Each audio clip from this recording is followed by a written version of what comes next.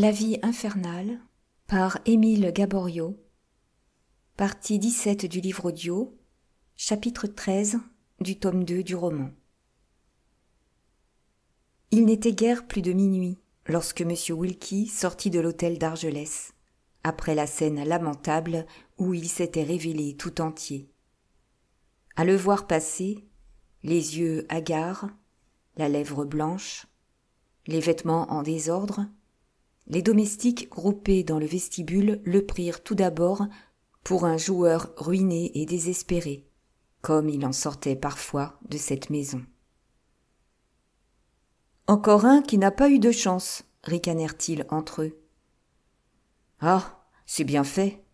Fallait pas qu'il y aille. » Quelques minutes plus tard seulement, ils apprirent une partie de la vérité par les domestiques chargés du service des salons, qui descendirent tout effarés, criant que madame d'Argelès se mourait et qu'il fallait courir chercher un médecin. Mais déjà M. Wilkie était loin, et d'un pied agile gagnait le boulevard.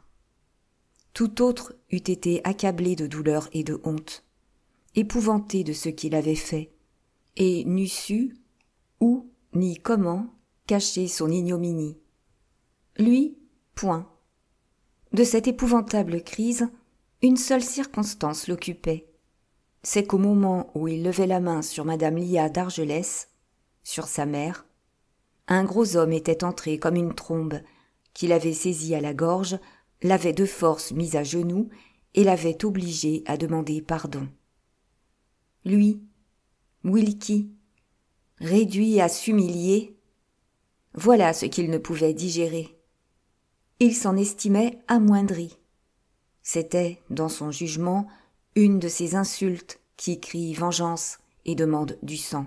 « Ah, il me la payera, ce gros brutal !» répétait-il en grinçant des dents. « Ce n'est pas à moi qu'on l'a fait, celle-là !» Et s'il courait si vite vers le boulevard, c'est qu'il espérait y rencontrer ses deux intimes, M. Costard et M. le vicomte de Serpillon, les copropriétaires de Pompiers de Nanterre. C'est qu'il se proposait de remettre à ces chers bons le soin de son honneur outragé. Ils seraient ses témoins, et ils iraient de sa part demander une réparation par les armes au manant qui l'avait insulté, après qu'on se serait procuré son adresse, toutefois.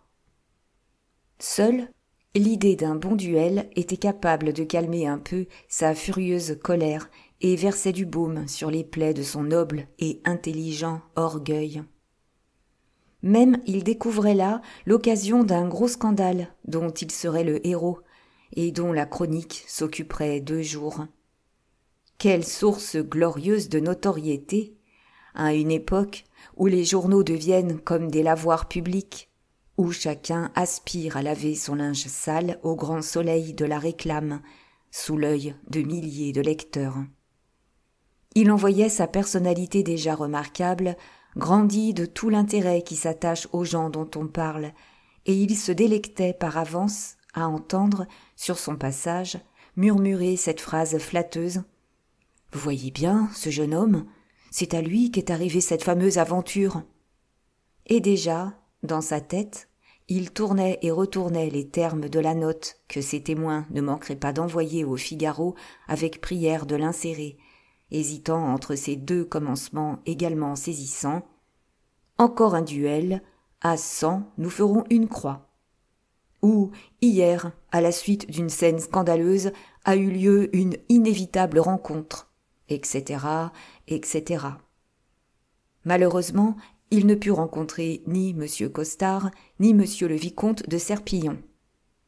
Fait bizarre, il ne s'était montré, de la soirée, dans aucun de ces cafés du boulevard où, de 9h du soir à 1h du matin, s'étale la fine fleur de la jeunesse française en compagnie de spirituelles demoiselles à chignon beurre frais. Ce contretemps était de nature à désoler M. Wilkie, encore qu'il lui procura l'occasion de recueillir quelques bénéfices de son aventure. Partout où il entrait, avec ses habits en désordre, lui toujours si correct en sa mise, les gens qui le connaissaient s'étonnaient.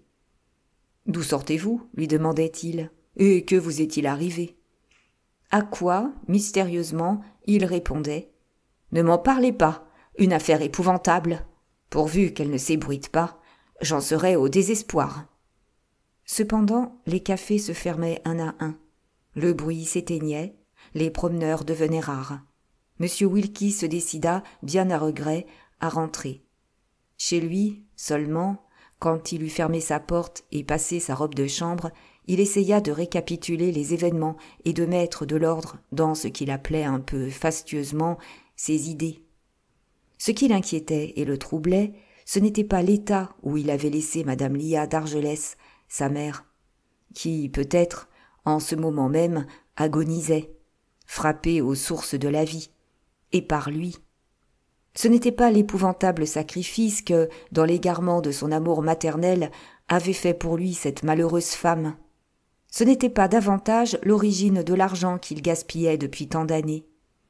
Non, M. Wilkie était au-dessus de ces mesquines considérations, bonnes pour des gens vulgaires et arriérés. Il était plus fort que cela, lui. Ah, mais oui! Il avait plus d'estomac et était en plein dans le mouvement. Si donc il suait à grosses gouttes tout en dressant son bilan, c'est qu'il songeait à cette succession immense qu'il avait cru tenir et qui lui échappait. C'est qu'il voyait, entre les millions de chalus et ses dévorantes convoitises, se dresser, menaçant et cynique, son père, cet homme qu'il ne connaissait pas et dont madame d'Argelès ne prononçait le nom qu'en frémissant. Et ce devait être un redoutable adversaire que cet Américain, cet ancien marin, cet aventurier coureur de tripots, qui depuis plus de 20 ans attendait le prix d'une infâme séduction. Examinant sa situation actuelle, M. Wilkie était saisi d'épouvante. Qu'allait-il devenir ? Il était bien certain que madame d'Argelès, désormais, ne lui donnerait plus un centime. Elle ne le pouvait plus, il le reconnaissait. Son intelligence allait jusque-là. S'il recueillait jamais quelques bribes de l'héritage du comte, ce qui était douteux, ne les lui ferait-on pas attendre longtemps ? C'était probable. Comment vivrait-il ? Comment mangerait-il en attendant ? Son angoisse était si poignante que les larmes lui en venaient aux yeux et qu'il déplorait presque sa démarche. Oui, il en arrivait à regretter le passé, les années où il se plaignait si amèrement de sa destinée. Alors, assurément, il n'était pas millionnaire, mais du moins rien ne lui manquait. Chaque trimestre, une pension assez considérable lui était exactement servie, et pour les grandes circonstances, il avait le digne M. Patterson, qui ne fut point devenu si rebelle aux carottes si on ne lui en eût pas tant tiré. Il se lamentait en ce temps. Ah, que n'avait-il mieux connu son bonheur ? N'était-il pas encore un des plus opulents de son monde, et n'y brillait-il pas d'un éclat flatteur ? N'avait-il pas été aimé, mieux encore, adoré et flatté ? Enfin, n'avait-il pas dû à Pompier de Nanterre les plus fortes et les plus délicates émotions ? Tandis que maintenant, que lui restait-il ? Rien. Le doute, l'anxiété de l'avenir, toutes sortes d'incertitudes et de terreurs. Quel impair, répétait-il, quelle veste ! Ah, si c'était à recommencer, que le diable emporte le vicomte de Coralt. Car, dans son désespoir, c'est à son cher vicomte qu'il s'en prenait. Il l'accusait, il le maudissait. Il était au plus fort de cet accès d'ingratitude quand on sonna à sa porte rudement, brutalement. Son domestique ayant sa chambre dans les combles, il se trouvait seul dans son appartement.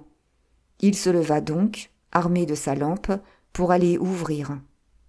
À cette heure, au milieu de la nuit, qui pouvait lui venir, sinon M. Costard ou M. le vicomte de Serpillon, ou peut-être tous les deux ? Ils auront appris que je les cherchais, ces excellents bons, pensa-t-il. Et ils accourent. Il se trompait. Ce n'était ni l'un ni l'autre de ces gentlemen. Le visiteur était M. Fernand de Coralt en personne.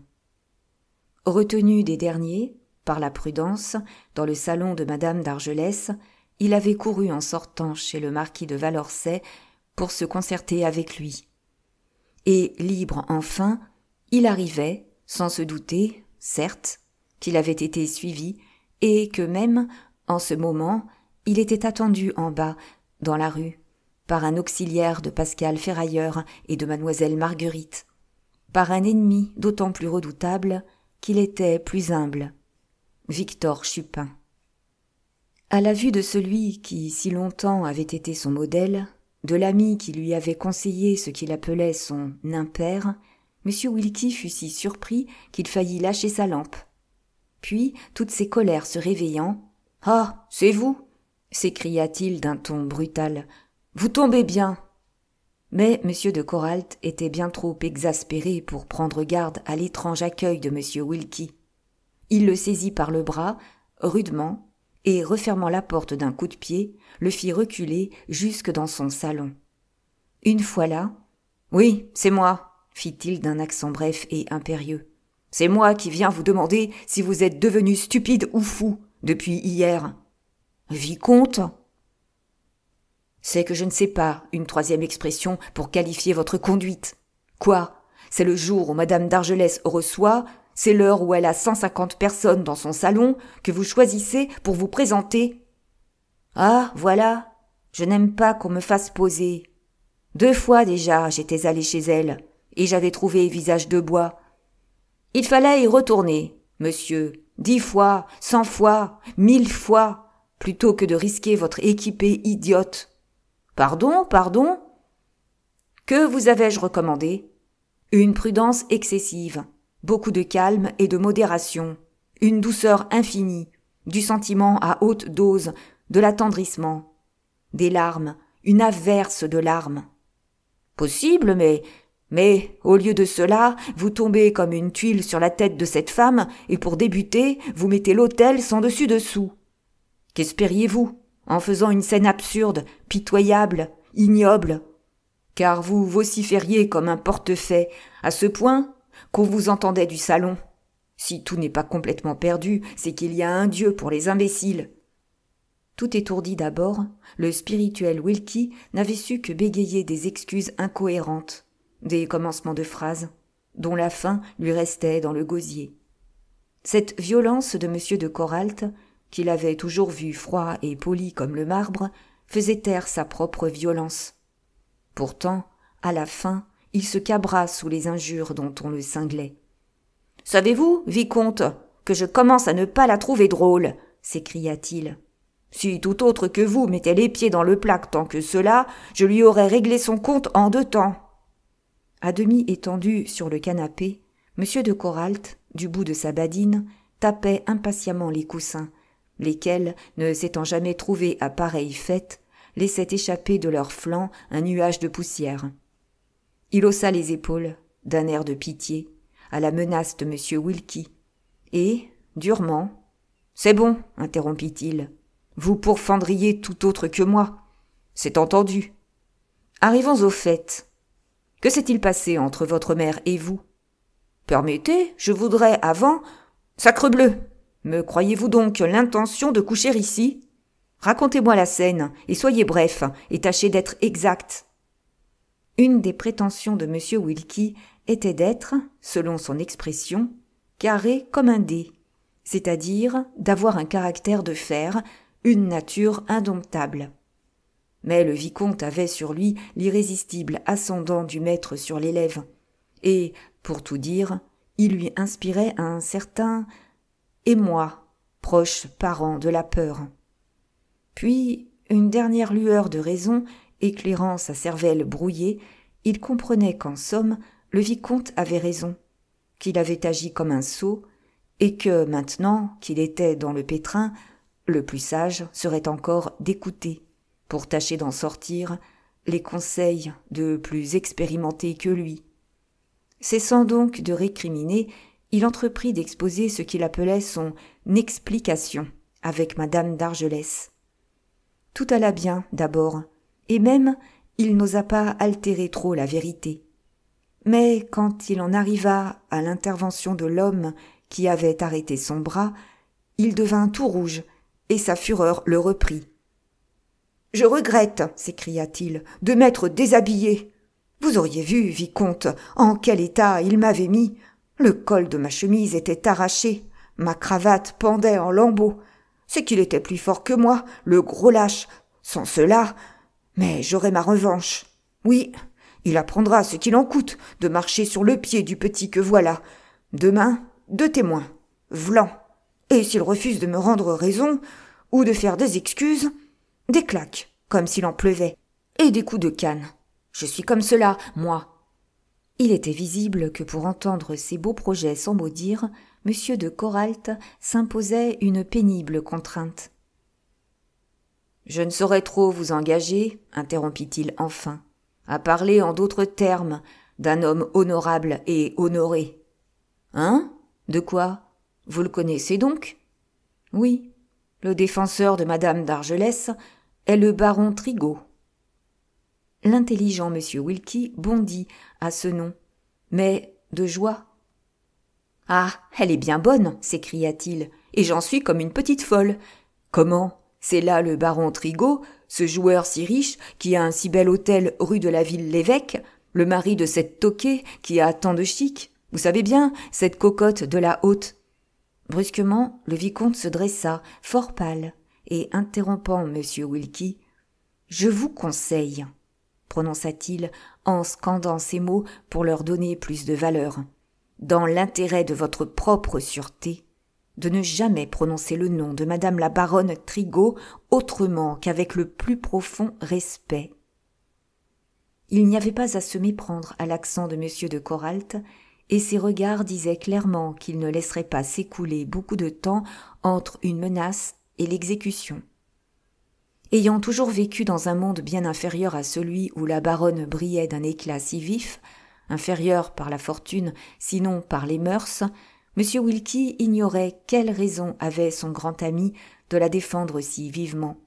Ce qu'il comprit, c'est qu'insister ou seulement discuter serait une imprudence insigne. Aussi, essayant de prendre son air le plus dégagé, « Laissons donc la femme, dit-il, et parlons du mari. Ah, c'est le baron qui m'a frappé. Cela me va, hein, une rencontre avec lui, quelle veine. Du coup, je suis posé, et crânement. Il peut dormir. Au saut du lit, il verra arriver Costard et Serpillon. Je leur recommanderais d'être épatants de chic.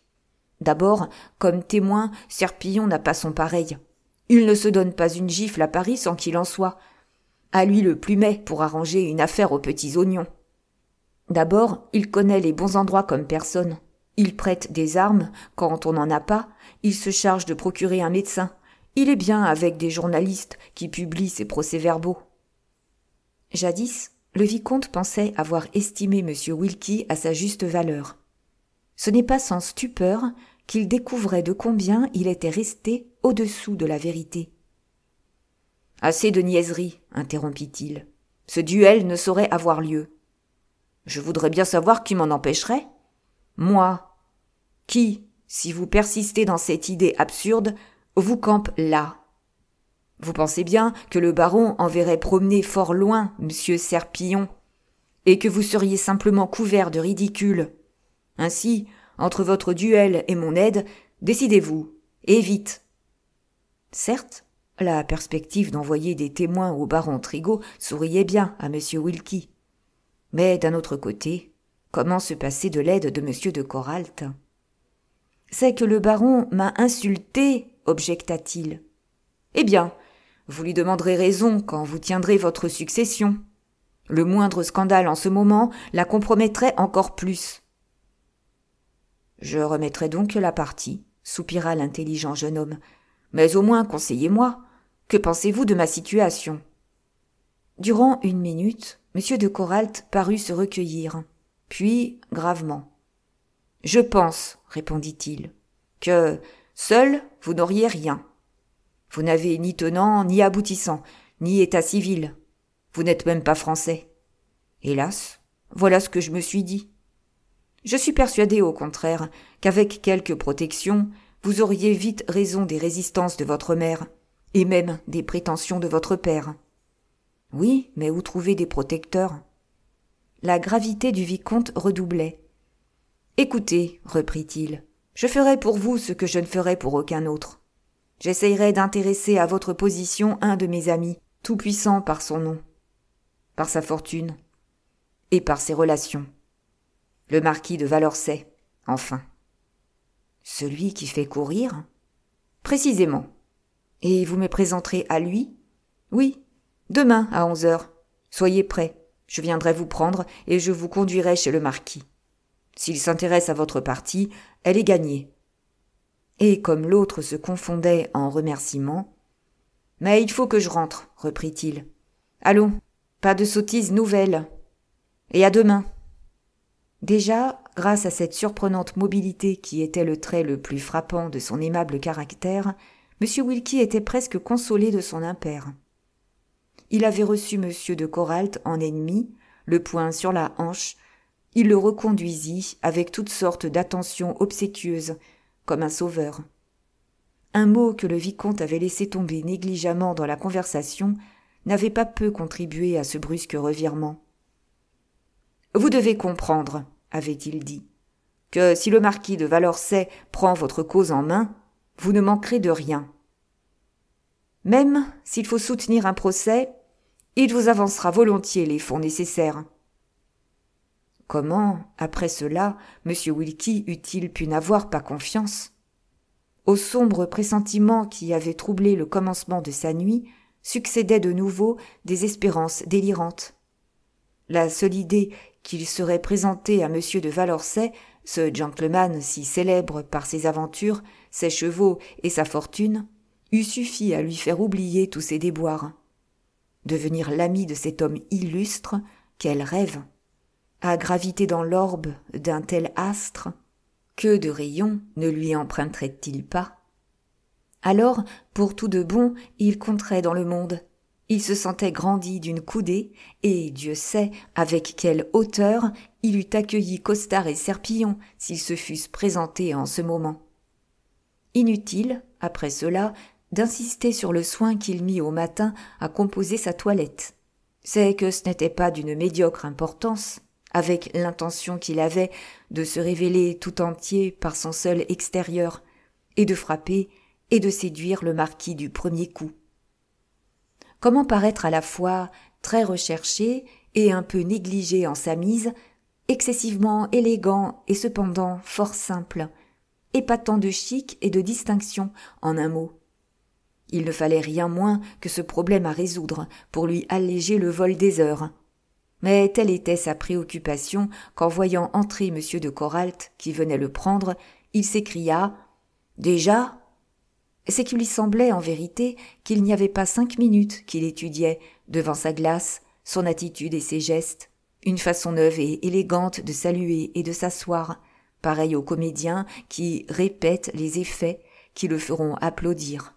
« Comment, déjà ?» répondit le vicomte. « Je suis en retard d'1 quart d'heure. Ne seriez-vous pas prêt ? » ?»« Si, certainement. »« En route, alors, et vivement. Mon coupé est en bas. » Le trajet fut silencieux. M. Fernand de Coralt, dont le teint blanc et reposé eût d'ordinaire fait envie à une jeune fille, avait le visage tout couperosé et comme bouffi, et un grand cercle bleuâtre s'élargissait autour de ses yeux. Il paraissait d'ailleurs d'une humeur de dogue. « C'est qu'il n'a pas assez dormi, » pensa M. Wilkie, dont la perspicacité jamais n'était en défaut. « Il n'a pas comme moi un tempérament de bronze. » Le fait est qu'il ne sentait aucune fatigue, bien que n'ayant pas fermé l'œil de la nuit, mais seulement cette trépidation intérieure qui précède les débuts et qui sèche si merveilleusement la gorge. Pour la première fois de sa vie, et la dernière sans doute, M. Wilkie se défia de lui et craignit de n'être pas à la hauteur. Or, l'aspect de l'hôtel du marquis de Valorcey n'était pas de nature à lui rendre son assurance. Quand il pénétra dans la cour, où attendait tout attelé le phaéton du maître, quand il vit par les portes ouvertes des écuries et des remises les chevaux de prix piaffant dans leurs stalles et les voitures sous leurs grandes housses de toile, lorsqu'il compta les valets rangés dans le vestibule et qu'il gravit l'escalier à la suite d'une manière d'huissier en habit noir, sérieux comme un notaire, pendant qu'il traversait les salons encombrés de tableaux, d'armes, de statues, de tous les objets d'art gagnés par les chevaux du marquis, M. Wilkie s'avoua qu'il ne savait rien de la grande vie, que ce qui lui avait semblé être le luxe n'en était même pas l'ombre, et il se sentait rapetissé jusqu'à avoir honte de lui. Même, ce sentiment d'infériorité fut si puissant que la tentation de fuir lui vint au moment où l'homme à l'habit noir, ouvrant une porte, annonça d'une belle voix bien timbrée « Monsieur le vicomte de Coralt, Monsieur Wilkie !» De l'air le plus aisé et le plus noble, c'était, en vérité, tout ce qu'il avait gardé de ses aïeux. Le marquis de Valorcey se leva et, tendant la main à Monsieur de Coralt, « Soyez le bienvenu, vicomte, » prononça-t-il. « Monsieur que voici est sans doute le jeune ami dont me parlait le billet que vous m'avez écrit ce matin. »« Lui-même. Et en vérité, le brave garçon a bien besoin de votre obligeance. Il se trouve dans une situation très délicate et ne connaît personne qui puisse lui donner un coup d'épaule. Eh bien, je le lui donnerai, moi, et avec plaisir, puisqu'il est votre ami. Mais encore faut-il que je sache ce dont il s'agit. Asseyez-vous, messieurs, et veuillez me mettre au courant. » D'avance, M. Wilkie avait préparé son thème, un récit émouvant et spirituel tel qu'il était capable de le composer. Mais voilà qu'au moment de commencer, il ne put. Il ouvrit bien la bouche, mais il n'en sortit aucun son, et il demeura béant, interloqué, stupide. Ce fut M. de Coralt qui exposa les faits, et cela valut autant. L'histoire y gagna en netteté et en exactitude, et même M. Wilkie remarqua que son grand ami savait donner aux événements une meilleure couleur et esquiver ce que sa conduite avait eu de trop odieux. Il remarqua aussi, et cela lui parut du meilleur augure, que M. de Valorcey écoutait de toute son attention. Digne marquis, ses intérêts propres eussent été en jeu qu'il n'eût point paru plus intéressé. Et dès que le vicomte eut terminé, « Voilà, en effet, une situation embrouillée, » prononça-t-il, « et je crois que, livré à ses seules ressources, votre jeune ami, cher vicomte, y laisserait toute sa laine. »« Mais c'est entendu, vous l'aiderez, n'est-ce pas ?» M. de Valorcey se recueillit quelques secondes, puis, s'adressant à M. Wilkie, « Oui, je consens à vous assister, monsieur, » reprit-il. « D'abord parce que votre cause me paraît juste, ensuite parce que vous êtes l'ami de M. de Coralt. Toutefois, je mets à mon assistance une condition. C'est que vous suivrez aveuglément mes avis. » L'intéressant jeune homme étendit la main et, faisant un effort, réussit à répondre. « Tout ce que vous voudrez, parole sacrée, voilà comme je suis. »« Vous devez comprendre, » poursuivit le marquis, « que du moment où je me mêle d'une affaire, il faut qu'elle réussisse. L'opinion a l'œil sur moi, et j'ai mon prestige à garder. C'est une grande marque de confiance que je vous donne, monsieur, car, en vous appuyant de mon influence, je deviens, en quelque sorte, votre parrain. Or, je ne puis accepter la plus grosse part de responsabilité que si j'ai la direction absolue de l'affaire. Naturellement.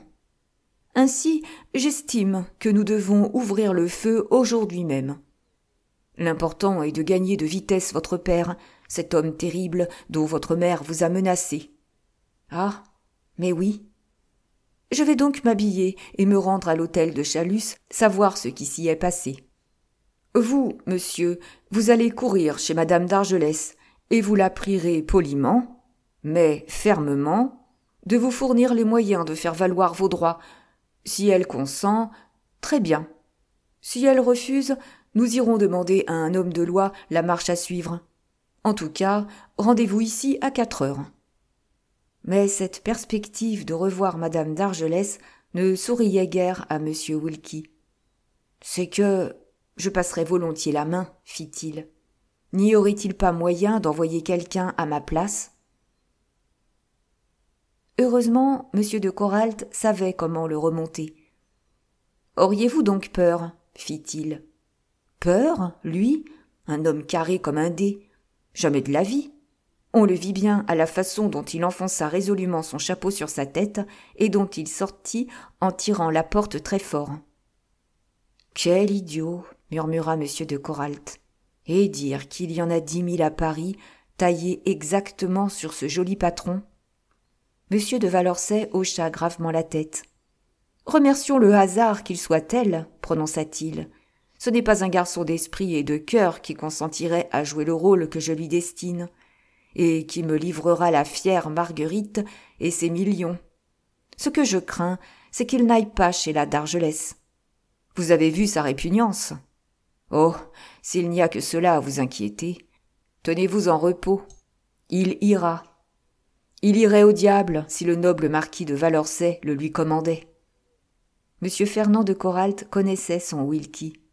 La crainte d'être soupçonné de manquer d'estomac par un gentilhomme tel que M. de Valençay eût suffi non seulement à lever tous les scrupules, mais encore à le pousser aux dernières extravagances, et à pis que cela, au besoin.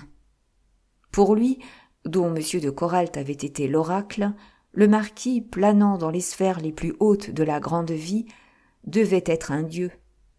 Aussi, tout en gagnant d'un bon pas l'hôtel de Madame d'Argelès, « Tiens, pourquoi donc n'irais-je pas chez elle ?» se disait-il. « Je ne lui ai rien fait, moi, et d'ailleurs, elle ne me mangera pas. » Et songeant qu'il aurait à raconter son entrevue, il s'apprêtait à s'y montrer excessivement supérieur et à rester quand même froid et goguenard, tel qu'il avait vu si souvent M. de Coralt.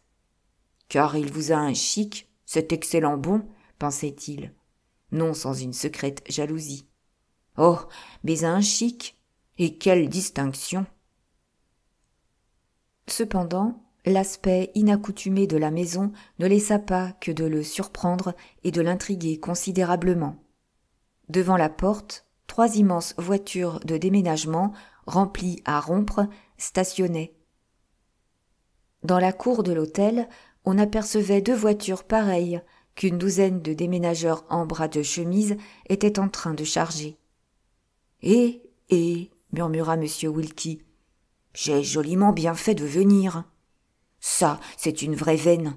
Elle allait filer comme un caissier. » Aussitôt, s'avançant vers un groupe de domestiques, en grande conférence sur le perron, de son accent le plus impérieux, il demanda « Madame d'Argelès ?» Les gens tout d'abord échangèrent des regards stupéfaits. Ce visiteur, il le remettait parfaitement. Il savait à cette heure qui il était, et il ne comprenait pas qu'après l'odieuse scène de la nuit, il eût l'audace, l'impudeur, de se présenter. « Madame est là, » lui répondit enfin l'un d'eux, d'un ton moins que poli, « et je vais lui demander si elle consent à vous recevoir.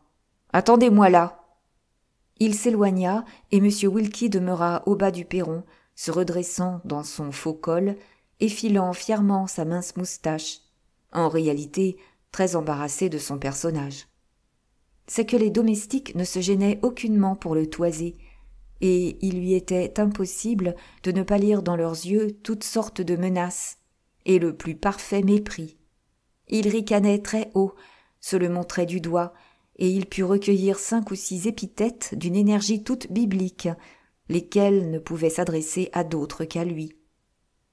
« Drôle, pensait-il, bouillant de colère, coquin, ah, si j'osais, ah, s'il n'était pas défendu à un gentleman tel que moi de se commettre avec cette vile canaille, quel coup de canne !»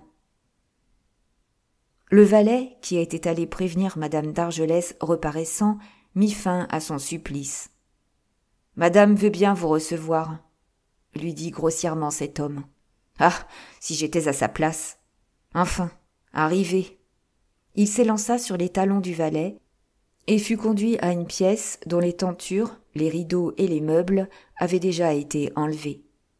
Là était Madame d'Argelès, occupée à entasser dans une grande malle du linge et divers effets d'habillement.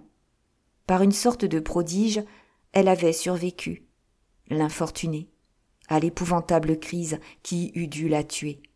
Mais elle n'en avait pas moins reçu le coup de la mort. Il ne fallait que la regarder pour en être sûre. Elle était si extraordinairement changée que sur le premier moment, M. Wilkie se demanda si c'était bien elle qu'il avait devant les yeux. C'était une vieille femme, désormais.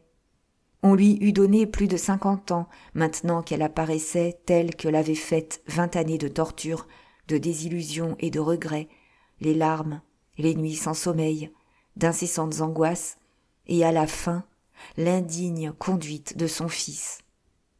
Jamais, sous ses vêtements noirs, on n'eût reconnu cette Lia d'Argelès, qui, la veille encore, mollement étendue sur les coussins de sa Victoria, étalait autour du lac l'insolence de ses toilettes.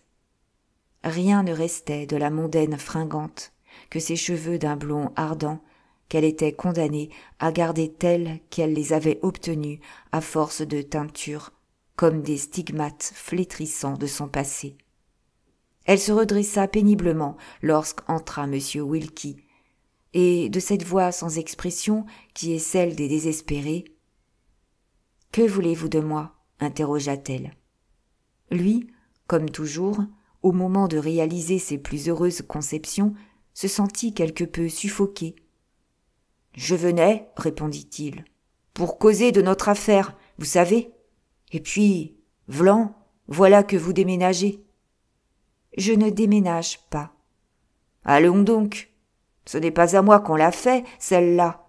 Et ces voitures qui sont dans la cour. » Elles vont porter tous les meubles qui garnissaient cet hôtel, rue Drouot, à la salle des ventes. L'intelligent jeune homme eut un moment de stupeur. « Quoi ?» s'écria-t-il. « Lessive générale ? Vous vendez tout ?»« Oui. »« Et pas tant, parole d'honneur. Mais après ? » ?»« Je quitterai Paris. »« Bah, et où irez-vous ?» Elle eut un geste d'insouciance navrante, et doucement. « Je ne sais, » répondit-elle. « J'irai là où personne ne me connaîtra, là où il me sera possible de cacher ma honte. » Jugeant l'entretien mal engagé, M. Wilkie n'insista pas. « Halte là, pensa-t-il, si je continue, elle va me faire encore la morale, et il n'en faut pas. » Mais, d'un autre côté, une terrible inquiétude l'agitait. Cette vente soudaine, ce départ, qui ressemblait à une fuite, cet accueil glacé, quand il s'attendait aux plus violents reproches, tout cela ne trahissait-il pas de la part de Madame d'Argelès l'inébranlable résolution de s'obstiner dans sa résistance ?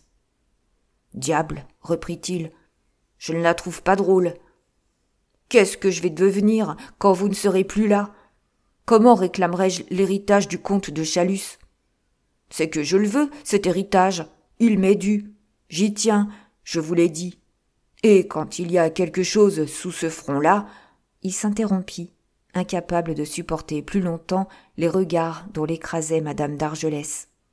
« Rassurez-vous, » prononça-t-elle d'un ton amer. « Je vous laisserai les moyens de faire valoir vos droits à la succession de mes parents. »« Ah ? Comment cela ? » « Vos menaces m'obligent à prendre ce parti si contraire à mes intentions. J'ai compris que vous ne reculeriez devant aucun scandale. »« Dame, quand il s'agit de je ne sais combien de millions. » J'ai réfléchi ensuite que, sur la pente dangereuse où je vous vois lancé, rien ne peut plus vous arrêter qu'une grande fortune. Pauvre, réduit à gagner votre pain chaque jour, rebelle au travail et peut-être incapable, qui sait en quel bourbier vous rouleriez. Avec vos goûts, vos ridicules et vos vices, qui peut dire à quelles infamies vous demanderiez de l'argent ? Avant longtemps, on vous verrait sur ces bancs de la police correctionnelle où sont allés s'échouer tant de vos pareils, et c'est par votre flétrissure que j'aurai de vos nouvelles. Riche, au contraire, vous aurez sans doute l'honnêteté des gens qui, ne manquant de rien, ne sont pas exposés aux terribles suggestions du besoin. Honnêteté facile, dont il n'y a pas à se glorifier. Qui dit vertu, en effet, suppose la tentation, une lutte et la victoire. Quoique ne comprenant pas très bien, M. Wilkie voulait présenter une objection, mais déjà Madame d'Argelès poursuivait. « Je suis donc allée ce matin même chez mon notaire. Je lui ai tout dit. Et à cette heure, Ma renonciation à la succession du comte de Chalus doit être enregistrée au greffe du tribunal. »« Comment ? Votre renonciation ? Ah, mais non ! Ah, mais… » »« Laissez-moi achever, si vous ne comprenez pas. Du moment où je renonce à cette succession, c'est à vous, mon fils, qu'elle revient. »« Vrai ? Oh, soyez tranquille, je ne veux pas vous tromper. Ce que je voudrais, c'est que le nom de Lia d'Argelès ne fût pas prononcé. Je vous remettrai les pièces qui vous seront nécessaires, mon contrat de mariage et votre extrait de naissance. » C'était la joie, maintenant, qui suffoquait M. Wilkie. « Et quand me donnerez-vous ces titres ?» bégaya-t-il. « Vous les aurez avant de sortir d'ici. Mais il faut que je vous parle. » Chapitre 14. Si bouleversé qu'il fût, et tout en désordre, M. Wilkie ne cessait de penser à M. de Coralt et au marquis de Valorcey.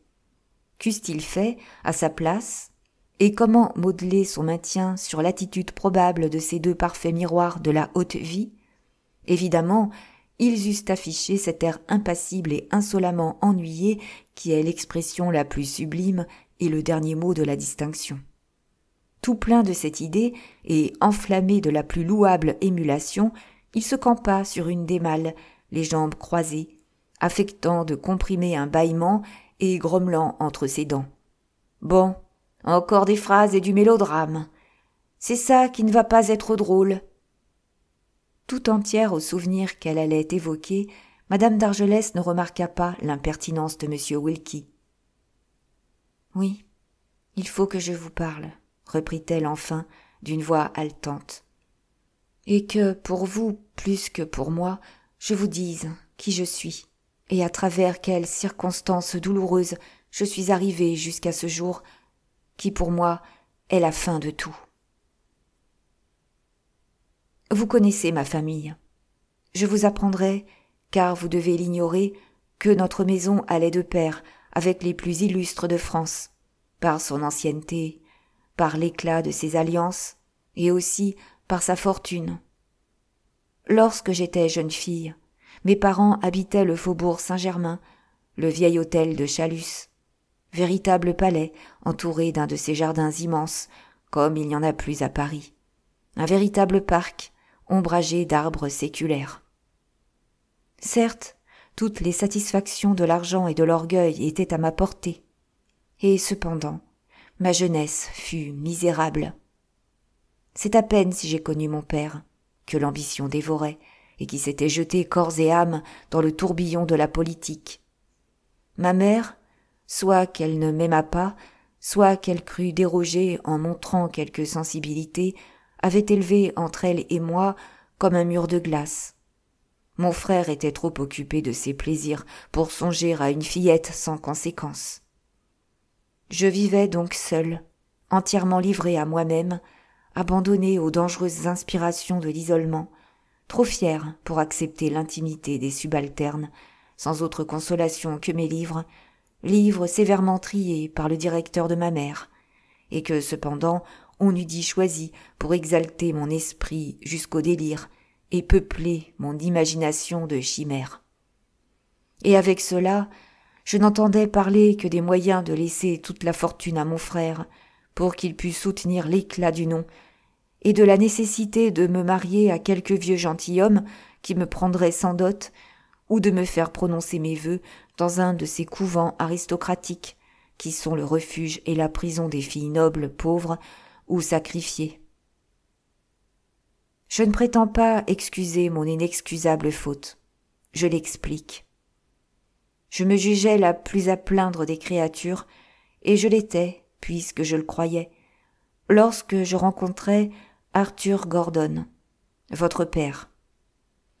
C'est à une fête chez le comte de Commarin que je l'aperçus pour la première fois. Comment, lui, qui était un aventurier, avait-il réussi à forcer les barrières dont s'entoure la société la plus exclusive et la plus jalouse de ses relations qui soit au monde? C'est ce que je ne me suis jamais expliqué. Ce qui n'est que trop certain, malheureusement, c'est qu'au moment où nos regards se rencontrèrent, Je fus bouleversée jusqu'au plus profond de moi-même. Je sentis que je ne m'appartenais plus. Ah, pourquoi Dieu ne permet-il pas que le visage des hommes reflète quelque chose de leur âme? Et lui, si corrompu et si misérablement hypocrite, il avait une de ces physionomies qui respirent la noblesse et la franchise, cette gravité triste et attirante des hommes qui n'ont pas eu à se louer de la destinée, et dans toute sa personne quelque chose de mystérieux et de fatal. C'est que déjà les tempêtes furieuses de toutes les passions avaient bouleversé son existence. Il n'avait pas 26 ans, et déjà il avait commandé un bâtiment négrier et s'était battu au Mexique à la tête d'une de ces bandes qui font de la politique un prétexte de meurtre et de pillage. Quelles impressions je ressentis à sa vue, il ne le devina que trop. 2 fois encore je le rencontrai dans le monde. Il ne me parla pas, il affecta de me fuir, mais debout à l'écart, il ne cessa de m'obséder de ses regards enflammés, comme s'il eût espéré ainsi me pénétrer de sa volonté et de ses désirs. Enfin, il osa m'écrire. Le jour où je reçus furtivement des mains d'une femme de notre service une lettre dont l'écriture m'était inconnue, je compris que cette lettre était de lui. J'eus peur, et ma première pensée fut de la porter non à ma mère, en qui je voyais une ennemie, mais à mon père. Mon père était absent. Je gardai la lettre, je la lus, j'y répondis. Et il m'écrivit encore. Hélas, c'est à ce moment que je fus inexcusable. Je savais bien que continuer cette correspondance clandestine était plus qu'une faute. J'étais sûre que jamais ma famille n'accorderait ma main à un homme qui n'était pas noble et que ces relations ne pouvaient aboutir qu'à l'abîme. Je sentais que je jouais ma réputation, l'honneur intact de notre maison, mon bonheur et ma vie, que je me perdais en un mot. N'importe, je persistais, en proie à une sorte d'ivresse inconcevable, goûtant à tout braver d'âpres et terribles félicités. Il ne me laissait d'ailleurs pas le temps de respirer, ni de me reconnaître. Partout, sans cesse, à tous les instants, il se rappelait à moi. Grâce à des miracles d'adresse, d'audace et de séduction, il avait trouvé le secret de vivre en quelque sorte de ma vie, à mes côtés, dans l'hôtel de mon père. Que de fois, au matin, j'ai trouvé plein de fleurs rares les vases de ma cheminée, sans pouvoir m'expliquer quelle main les y avait placées, à quelle heure ni comment, puisque la veille au soir, j'avais fermé à double tour la porte de ma chambre. Ah, le moyen de ne pas croire à une passion qu'on sent incessamment palpiter autour de soi et dont on se pénètre avec l'air qu'on respire. Et comment ne pas s'y abandonner? Le but d'Arthur Gordon, je ne l'ai su que plus tard. Il était venu à Paris avec l'intention irrévocablement arrêtée de séduire quelque riche héritière et de forcer la famille à la lui donner avec une grosse dot, en provoquant un de ces scandales déshonorants qui rendent un mariage inévitable. Il est des hommes dont c'est l'unique spéculation. Lui, en même temps que moi, poursuivait 2 autres jeunes filles très riches, persuadé que sur les 3, il y en aurait bien une qui succomberait. C'est moi qui la première succombais. Une de ces circonstances imprévues qui sont les arrêts de la Providence devait décider de mon sort. Plusieurs fois déjà, sur les instantes prières d'Arthur, je l'avais reçu, de nuit, dans un pavillon situé au milieu du jardin, où se trouvait une salle de billard et une grande pièce où mon frère s'exerçait aux armes avec ses professeurs ou avec ses amis.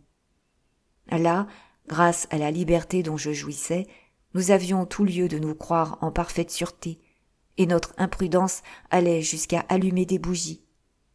Une nuit cependant, je venais de rejoindre Arthur au pavillon, lorsqu'il me sembla entendre derrière moi comme le bruit d'une respiration rauque. Je me retournai effrayée. Mon frère était debout sur le seuil. Oh, alors je compris combien j'étais coupable.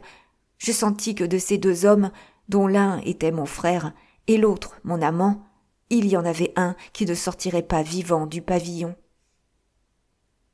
Je voulais parler, dire quelque chose, me jeter entre eux, mais il me fut impossible de faire un mouvement, impossible de prononcer une parole. J'étais comme pétrifiée. Ils n'échangèrent d'ailleurs pas un mot. Mon frère décrocha 2 épées à une panoplie, et il en jeta une aux pieds d'Arthur, en lui disant « Je ne veux pas vous assassiner. Défendez votre vie, et sauvez-la si vous pouvez. » Et comme Arthur Gordon parlementait, et semblait chercher à gagner du temps au lieu de ramasser l'arme qui était à terre devant lui, mon frère le frappa de la sienne au visage, en criant « Maintenant, te battras-tu, lâche !» Le reste dura moins qu'un éclair. Arthur se saisit de son épée et, se précipitant sur mon frère, la lui enfonça jusqu'à la garde dans la poitrine. Je vis cela. Je vis le sang jaillir sur les mains de mon amant. Je vis mon frère chanceler, battre l'air de ses bras et s'affaisser. Et moi-même, perdant connaissance, je tombais. À voir madame d'Argelès debout, le buste penché en avant, les traits contractés, la pupille démesurément agrandie, on eût dit que, sa volonté déchirant les brumes du passé, elle percevait distinctement les scènes qu'elle retraçait. Elle semblait, à 20 ans de distance, en endurer la souffrance et en épuiser l'horreur, et cela donnait à l'émotion de son récit une si poignante intensité que M. Wilkie se sentait, non précisément touché, mais ainsi qu'il l'avoua plus tard, crânement empoigné. Même il avait cessé de se dandiner gracieusement sur la malle où il s'était assis et de battre avec ses jambes pendantes une sorte de cadence.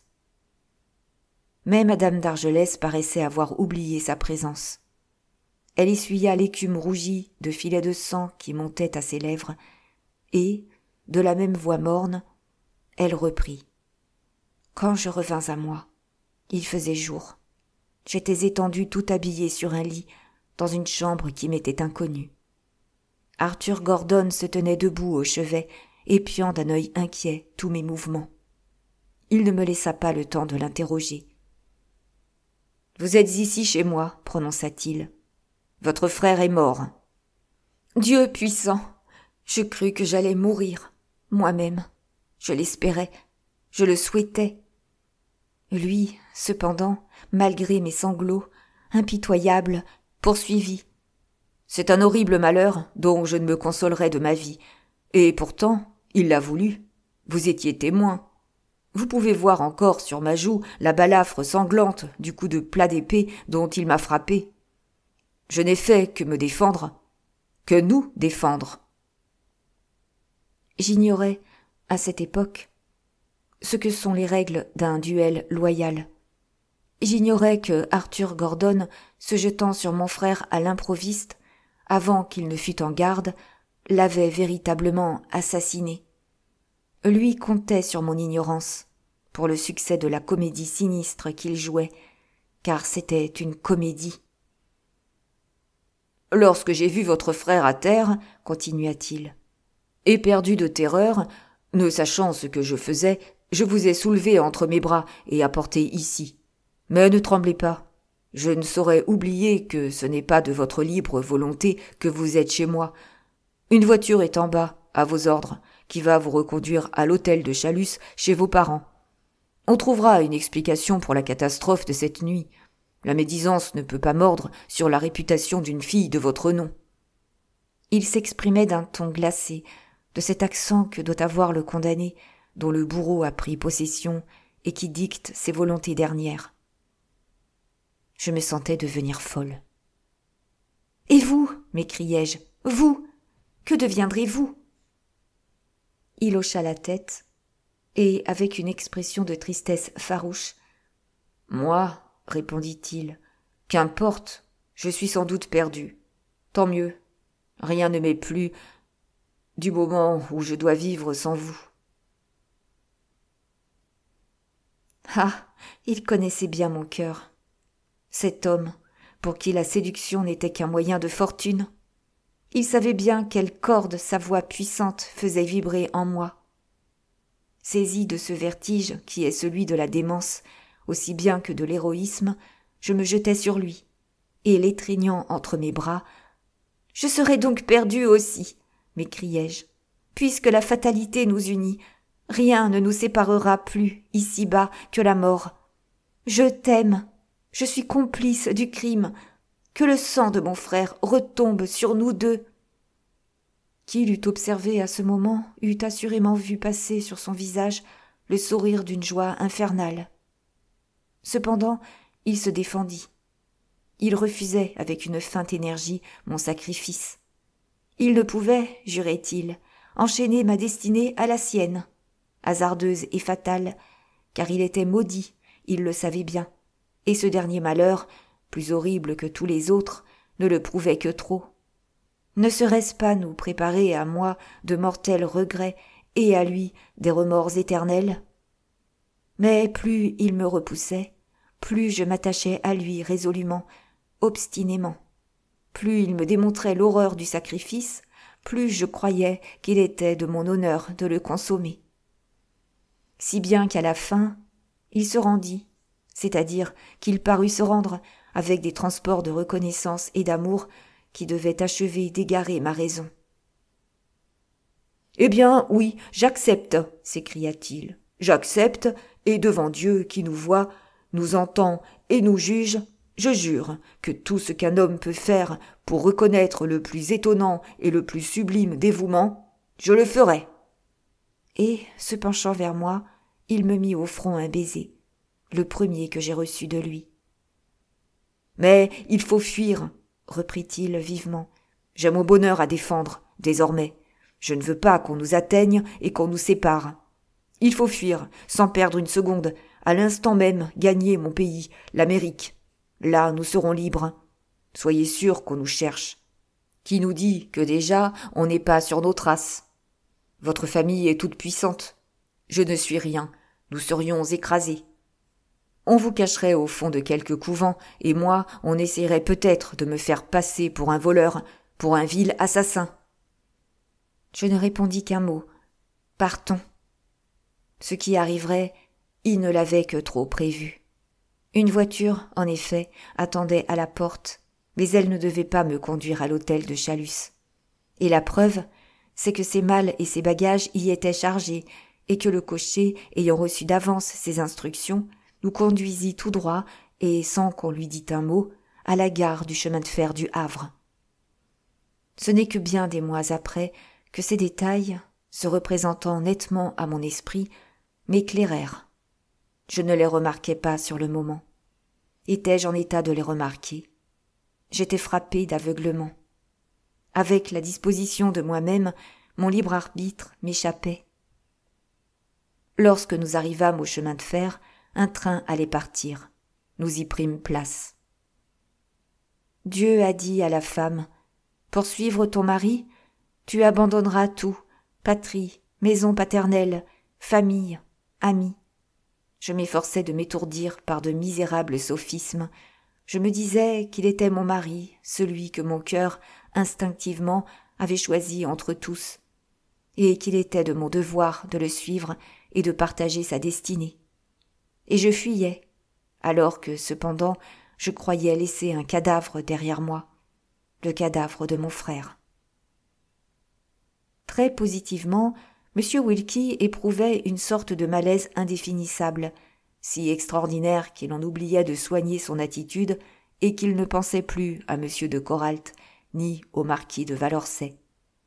Même sur les derniers mots, il se dressa sur ses jambes, un peu étourdi, et dit « Cristi, épatant !»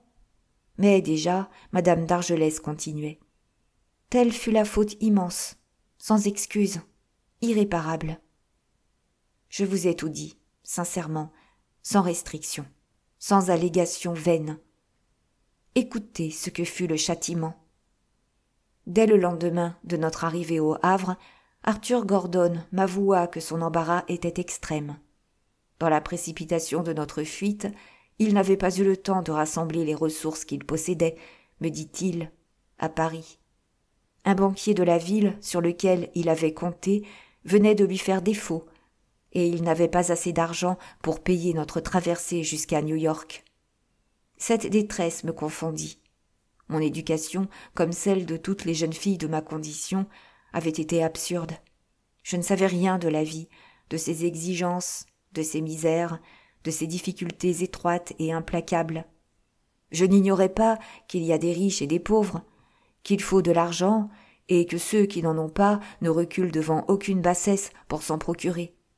Mais tout cela était très vague dans mon esprit, et je ne soupçonnais pas qu'une question de plus ou moins d'argent pût avoir une importance capitale. Aussi, n'allais-je pas au-devant de la requête dont cet aveu était la préface, et Arthur Gordon fut obligé de me demander, en termes brutalement positifs, si par hasard je n'aurais pas emporté quelque valeur ou tout au moins des bijoux qu'on pourrait vendre. Je lui remis tout ce que j'avais sur moi, ma bourse qui renfermait quelques louis, une bague et mon collier où pendait une assez belle croix de brillants. C'était peu, et le dépit lui arracha une phrase atroce, qui m'effraya, mais dont je ne pénétrai que plus tard toute l'ignominie. « Une femme qui court à un rendez-vous d'amour, s'écria-t-il, devrait toujours se munir de tout ce qu'elle possède. On ne sait jamais ce qui peut arriver. » Le manque d'argent nous clouait au Havre, quand Arthur Gordon, s'étant mis à battre la ville, rencontra sur le port un de ses anciens camarades, qui commandait un 3-mâts américain. Il lui exposa son embarras, et l'autre, qui devait mettre à la voile à la fin de la semaine, lui offrit charitablement notre passage gratuit. C'est ainsi que nous quittâmes la France. La traversée fut pour moi un long supplice. J'y fis mon premier apprentissage de la honte et du mépris. À l'offensante galanterie du capitaine, à la familiarité des seconds, aux regards ironiques des hommes de l'équipage dès que je paraissais sur le pont, je compris que ma position n'était un secret pour personne. Tous ces gens grossiers savaient que j'étais la maîtresse et non la femme de l'homme que j'appelais mon mari, et sans en avoir conscience, peut-être. Ils me le faisaient cruellement expier. Pour comble, la raison reprenait son empire. Mes yeux peu à peu s'ouvraient à la lumière, et je commençais à pénétrer le caractère véritable du misérable à qui j'avais abandonné ma vie. Cependant, il n'avait pas encore cessé complètement de se contraindre. Mais souvent, après le repas du soir, il restait à fumer et à boire avec son ami le capitaine, et lorsqu'il me rejoignait, échauffé par l'alcool, il se répandait en théories étranges et effrayantes qui me confondaient. Jusqu'à ce qu'une fois, ayant bu plus que de coutume, il oublia entièrement son rôle et se révéla. Il déplorait amèrement que notre aventure eût fini comme un mauvais mélodrame. Un roman d'amour si bien entamé, disait-il, si habilement filé, se dénouer dans le sang, quelle fatalité! Et quand ce malheur était-il arrivé? Juste au moment où il croyait toucher le but, tenir le succès et la récompense de ses peines. Quelques semaines encore, et évidemment, il eût pris sur moi assez d'empire pour me décider à quitter furtivement la maison paternelle. Le lendemain, scandale énorme, pour parler avec ma famille, transaction inévitable, et finalement mariage avec une très grosse dot pour assoupir l'affaire. « Et je serai riche, répétait-il, très riche. Je roulerai carrosse sur le pavé de Paris au lieu d'être ici, sur ce bateau maudit, à manger 2 fois par jour de la morue salée. Et par charité encore. » Puis, la colère dans son cerveau se mêlant aux fumées de l'ivresse, il criait en blasphémant que j'avais cassé le cou à sa fortune, que je n'étais qu'une bête, ayant pris un amant, de n'avoir pas su le cacher. Il avait tout prévu, excepté cela. Entre toutes les femmes, il en était une, la seule, probablement, dénuée d'intelligence et de rouerie, et c'était à lui, précisément, qu'elle était échue. Il reconnaissait bien là sa déveine habituelle. Ah, il n'y avait plus à en douter, plus à s'abuser d'illusions vaines. La vérité éclatait, évidente comme le jour. Je n'avais jamais été aimée, pas une heure, pas une minute. Ces lettres qui m'enivraient, ces transports de passion qui m'avaient affolée, s'adressaient aux millions de mon père. À d'autres jours, je voyais le front d'Arthur Gordon se rembrunir, et il me parlait avec une visible inquiétude de ce qu'il ferait en Amérique pour gagner sa vie et la mienne. Seul, j'avais déjà bien de la peine à me tirer d'affaire, grondait-il. Que sera-ce maintenant ? M'être embarrassé d'une femme sans le sou ? Quelle stupide folie ! Mais je ne pouvais agir autrement. Il le fallait. Pourquoi n'avait-il pas pu faire autrement ?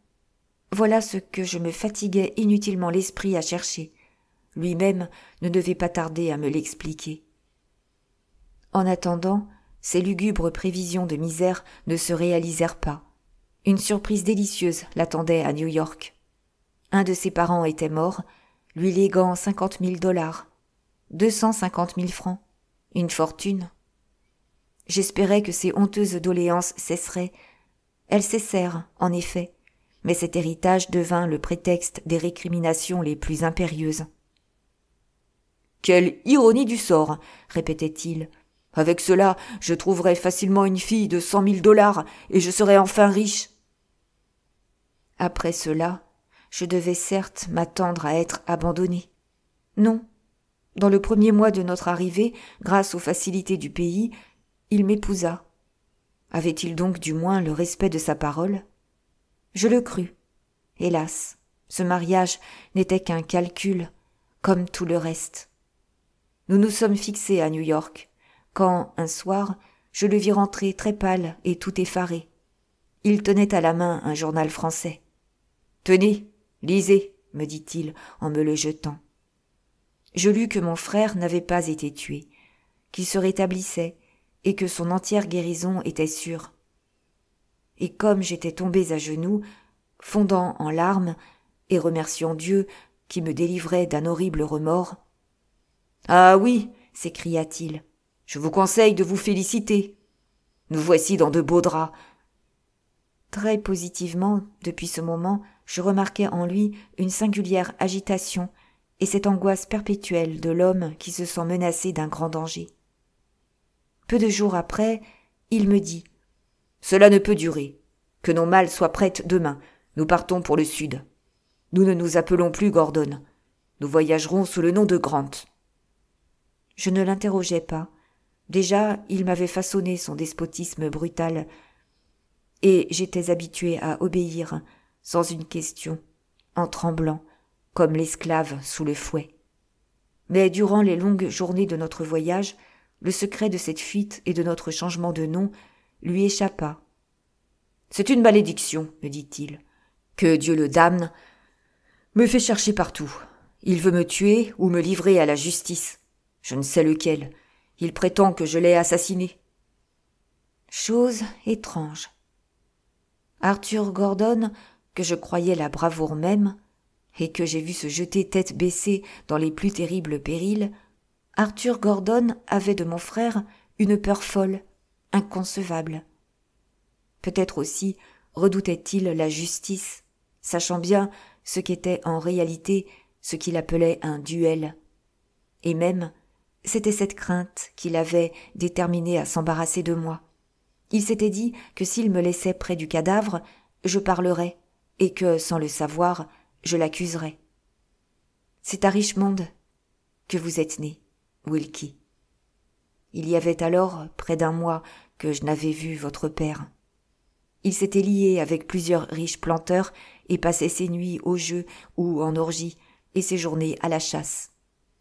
Le malheur est qu'à ce train, ces $50,000 ne pouvaient durer longtemps, et si grande que fût son habileté à corriger le hasard des cartes, un matin, il me revint ruiné. 15 jours après, il avait vendu notre mobilier, emprunté tout ce qu'il avait pu, et nous nous embarquâmes pour la France. À Paris seulement, il me fit connaître les raisons de cette détermination. Il avait appris la mort de mon père et de ma mère, et prétendait me contraindre à réclamer leur succession. Lui, à cause de mon frère, n'osait paraître.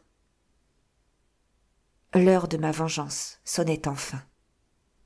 Je m'étais fait ce serment que jamais le misérable qui m'avait perdu ne jouirait de cette fortune qui avait été le mobile de sa séduction infâme. Je m'étais juré que j'épuiserais l'agonie des plus épouvantables tortures plutôt que de lui livrer un centime des millions de la maison de Châlus.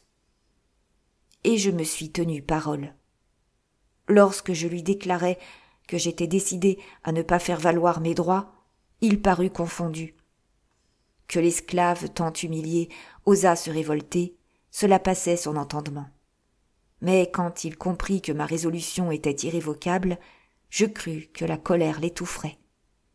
N'être séparé de cette fortune immense, le rêve de sa vie, que par un mot de moi, et ne pouvoir m'arracher ce mot, il y avait là, pour lui, de quoi devenir fou de rage. Alors commença entre nous une lutte qui devenait plus affreuse à mesure que les ressources qu'il avait apportées diminuaient. Mais c'est en vain qu'il eut recours au plus mauvais traitement, en vain qu'il me frappa, qu'il me meurtrit, qu'il me traîna par les cheveux, sanglante et inanimée. L'idée que j'étais vengé, que son supplice égalait le mien, centuplait mon courage et me rendait comme insensible à la douleur physique. Il se serait certainement lassé avant moi, quand une idée infernale lui vint. Il se dit que s'il n'avait pas eu raison de la femme, il aurait raison de la mère, et il me menaça de tourner ses fureurs contre vous, Wilkie. Pour vous sauver, car je le connaissais et je savais ce dont il était capable, je feignis de faiblir, et je lui demandai 24 heures de réflexion. Il me les accorda. Mais le lendemain, je le quittai pour toujours, et je m'enfuyais, vous emportant entre mes bras. De blême qu'il était d'abord, M. Wilkie, peu à peu, devenait vert. Un frisson taquin courait le long de sa maigre échine. Et ce n'était ni pitié pour les souffrances de sa mère, ni honte de l'infamie de son père.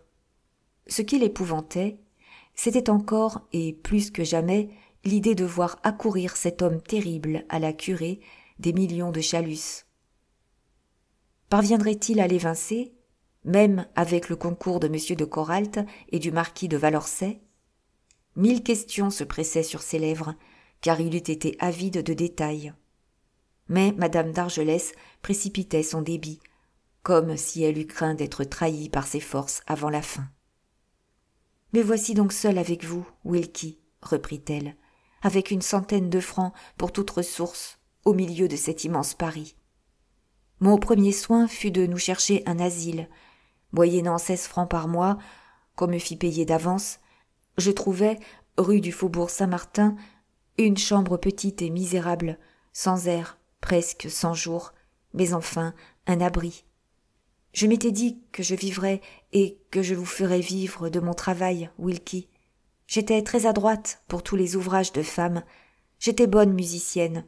Je pensais que je gagnerais facilement les 4 ou 5 francs par jour que je jugeais strictement nécessaires à notre existence. Je ne reconnus que trop de quelle chimère je m'étais bercée. Avant de donner des leçons de musique, il faut des élèves. Où en découvrir? Je n'avais pas de relations, et même je tremblais de me montrer dans les rues, persuadée que votre père nous cherchait avec une dévorante activité. Je me rabattis donc sur les travaux d'aiguille, et timidement je me présentai dans plusieurs magasins. Hélas, ils ne peuvent savoir ce que c'est que d'aller de porte en porte solliciter de l'ouvrage, ceux qui n'ont pas subi cette douloureuse épreuve. Demander l'aumône ne serait guère plus humiliant.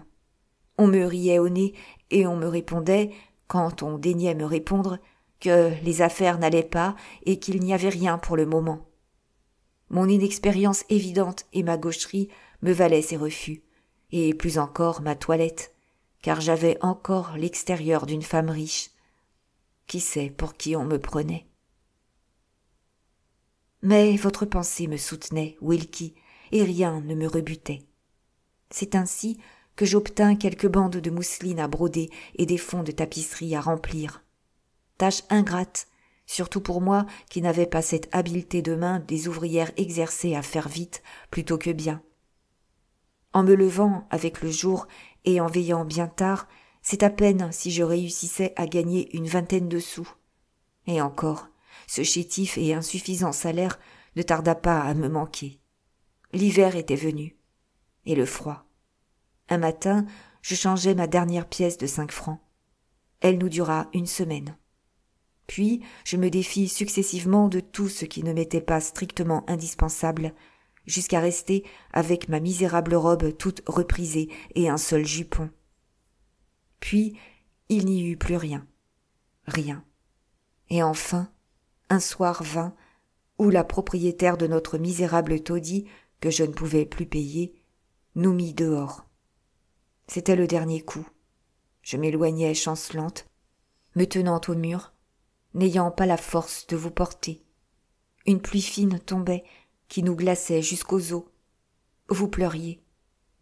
Et toute la nuit, et toute la journée du lendemain, sans but, sans espoir, nous errâmes. Il n'y avait plus qu'à mourir ou à retourner près de votre père. J'aimais mieux mourir. Vers le soir, l'instinct m'avait ramené près de la Seine, et, épuisée de lassitude et de besoin, je m'étais assise sur un des bancs du Pont-Neuf, vous tenant sur mes genoux. Je regardais tourbillonner la rivière, et irrésistiblement, l'eau noire m'attirait. Seule, je n'eusse pas délibéré 1 seconde, mais à cause de vous, Wilkie, j'hésitais. Ému à la seule pensée du danger qu'il avait couru, M. Wilkie frissonna. « Brrr, grommela-t-il, vous avez diablement bien fait d'hésiter. » Elle ne l'entendit pas. « Il fallait pourtant en finir, » continua-t-elle. Et je me dressais péniblement contre le parapet, quand une grosse voix près de nous dit « Que faites-vous là ?» Je me retournai, croyant que c'était un sergent de ville qui me parlait. Je me trompais. À la lueur du gaz, j'aperçus un homme d'une 30aine d'années, à la physionomie rude et franche. Pourquoi cet inconnu m'inspira-t-il soudain une confiance illimitée ? Je ne sais. Peut-être était-ce l'horreur de la mort, qui, sans que j'en eusse conscience, me poussait à me raccrocher en quelque sorte à sa pitié. Quoi qu'il en soit, je lui racontais tout, en changeant les noms toutefois, et en dénaturant les détails. Il était assis près de moi, sur le banc, et je pus voir, tandis que je parlais d'une voix expirante, de grosses larmes rouler le long de ses joues. « Oui, c'est ainsi, » murmura-t-il, « c'est bien ainsi. Aimer, c'est courir au-devant du martyr. C'est se livrer désarmé à toutes les perfidies et à toutes les trahisons. C'est tendre son cœur au poignard. » L'homme qui s'exprimait ainsi était le baron Trigault. Il ne me laissa pas terminer. « Assez !» s'écria-t-il tout à coup. « Suivez-moi !» Un fiacre passait, il nous y fit monter, et 1 heure après, nous étions dans une chambre bien chaude, près d'un bon feu, devant une table abondamment servie. Et le lendemain, nous nous installions dans un confortable appartement. Hélas! Pourquoi le baron ne sut-il pas être généreux jusqu'au bout ? Vous étiez sauvé, Wilkie, mais à quel prix ? Elle s'interrompit, un moment, plus rouge que le feu. Puis, bientôt, maîtrisant son trouble, d'un accent bref, elle reprit. Mais entre le baron et moi, une cause de dissentiment existait. Vous, Wilkie. Je prétendais vous élever comme un fils de famille. Lui voulait pour vous l'éducation forte et rude de l'homme qui a tout à conquérir, sa position, sa fortune et jusqu'à son nom. Ah, il avait raison 1000 fois. L'événement ne l'a que trop prouvé. Mais l'amour maternel m'aveuglait, et à la suite d'une discussion amère, il s'éloigna en déclarant que je ne le reverrais pas tant que je ne serais pas plus raisonnable. Il espérait ainsi faire fléchir ma volonté.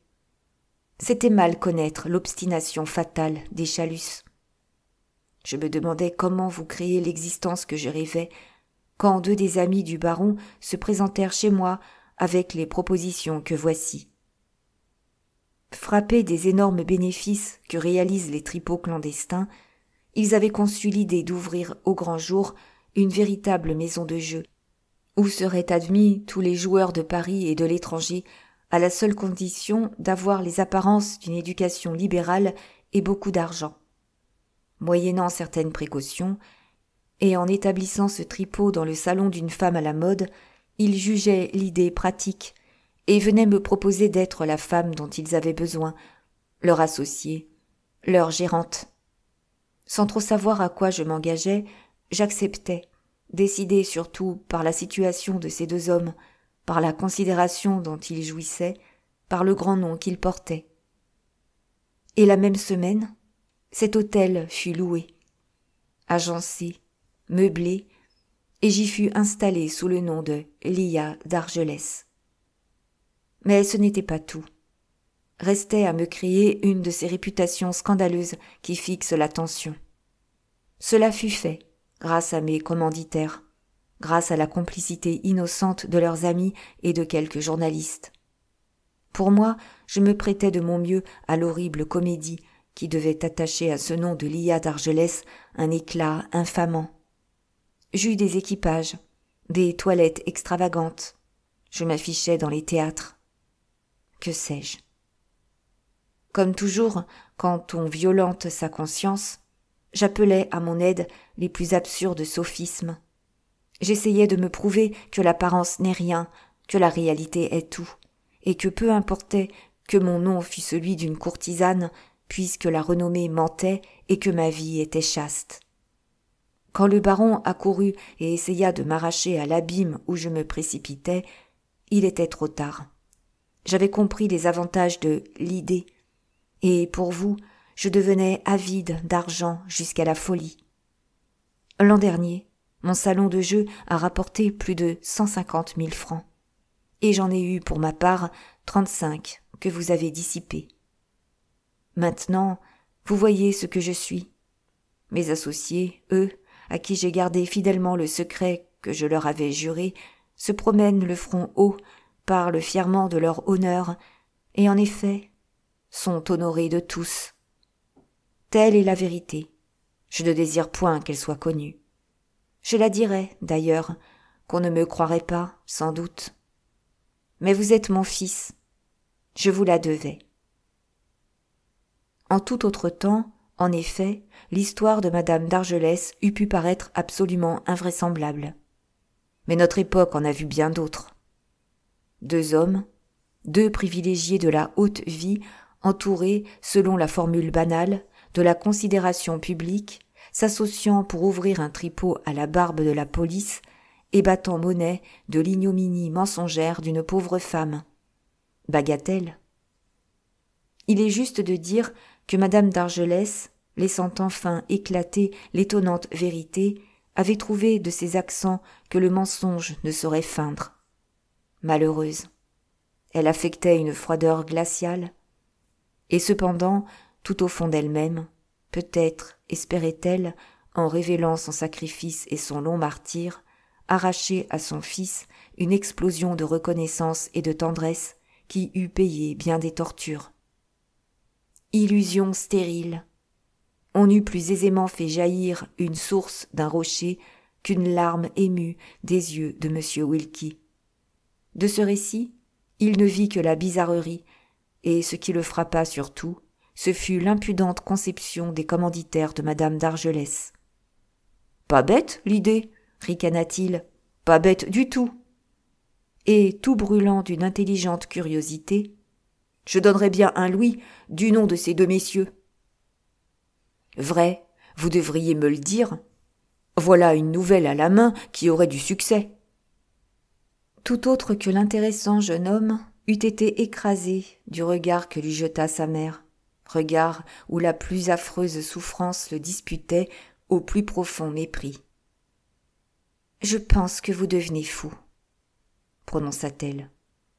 Et comme il se redressait, stupéfait et mécontent qu'on osât douter de la plénitude de son bon sens. « Terminons, » ajouta-t-elle d'un ton brusque. Elle passa vivement dans la chambre voisine, et quand elle reparut l'instant d'après, elle tenait à la main un rouleau de papier. « Voici, reprit-elle, mon contrat de mariage, votre extrait de naissance, et la copie de ma renonciation. Renonciation parfaitement valable, puisque le tribunal, à défaut de mon mari absent, l'a autorisée. Toutes ces pièces, je suis prête à vous les remettre, mais à une condition.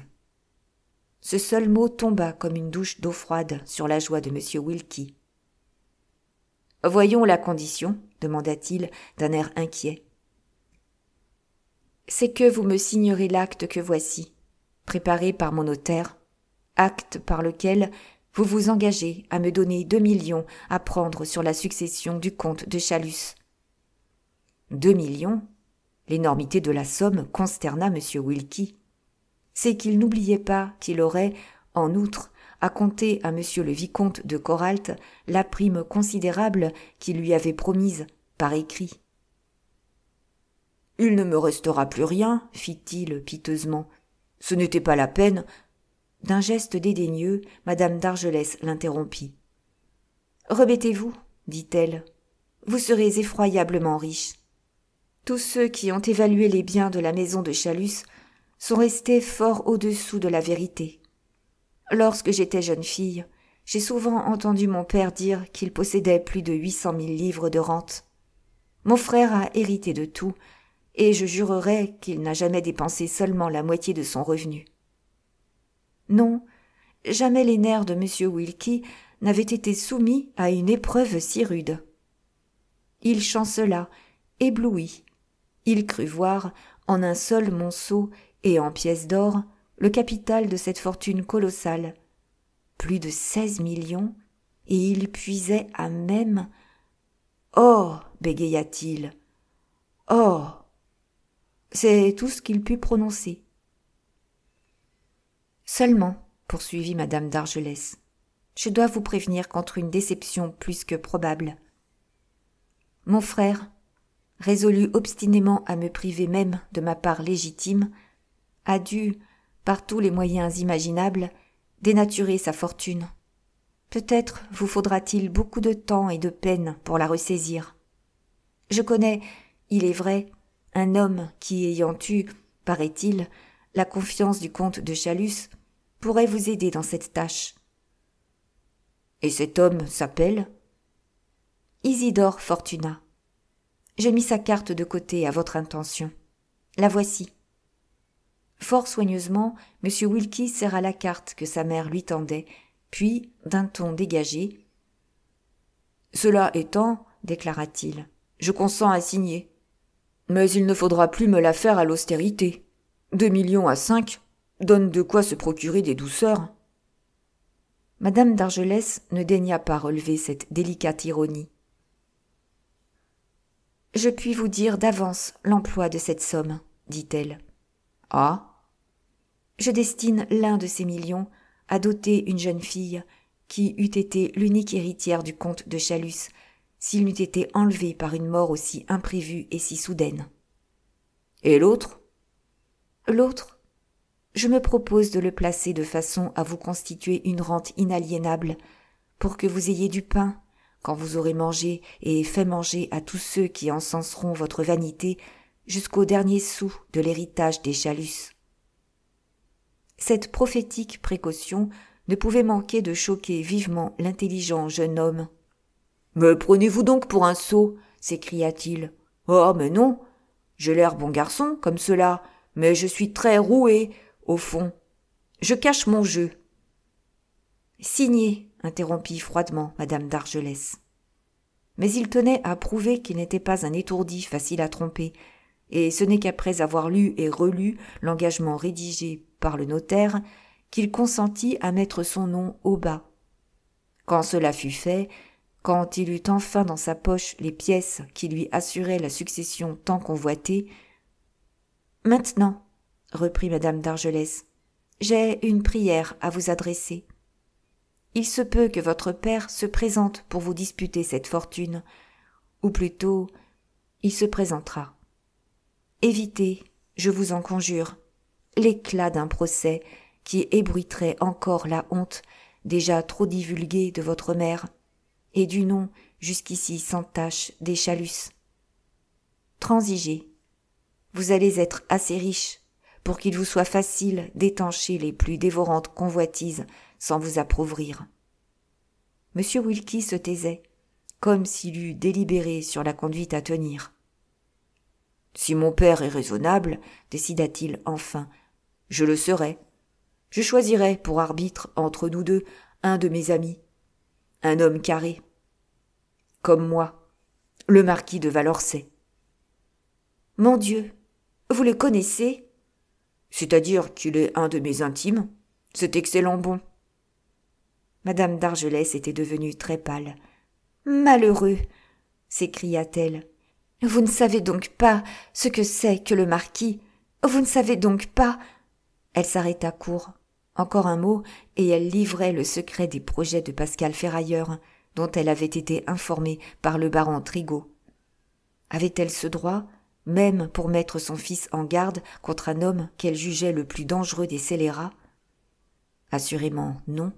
« Eh bien, insista M. Wilkie, surpris. Déjà, Madame d'Argelès avait repris son sang-froid. « Je voulais simplement, répondit-elle, vous engager à vous défier un peu du marquis de Valorcey.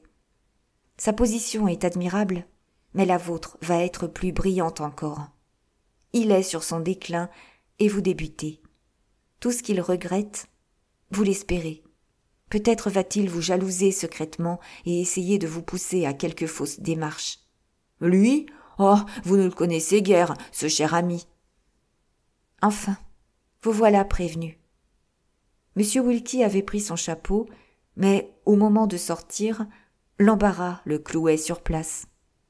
Il comprenait confusément qu'il ne pouvait quitter sa mère ainsi. « J'espère, commença-t-il, que j'aurai bientôt de bonnes nouvelles à vous apporter. »« Avant ce soir, j'aurai quitté cet hôtel. »« Naturellement. Mais vous allez me donner votre nouvelle adresse. »« Non. »« Comment, non ?» Elle hocha tristement la tête, et d'une voix à peine distincte. « Nous ne nous reverrons plus, » prononça-t-elle. « Allons donc, et les 2 millions que j'ai à vous verser ?» Monsieur Patterson vous les réclamera. Quant à moi, dites-vous que je suis morte. Vous avez brisé le seul lien qui m'attachait à la vie en me prouvant l'inutilité du plus horrible des sacrifices. Mais je suis mère, je vous pardonne. Et comme il ne bougeait toujours pas, comme elle sentait que ses forces allaient la trahir, elle sortit, ou plutôt se traîna dehors, en murmurant « Adieu !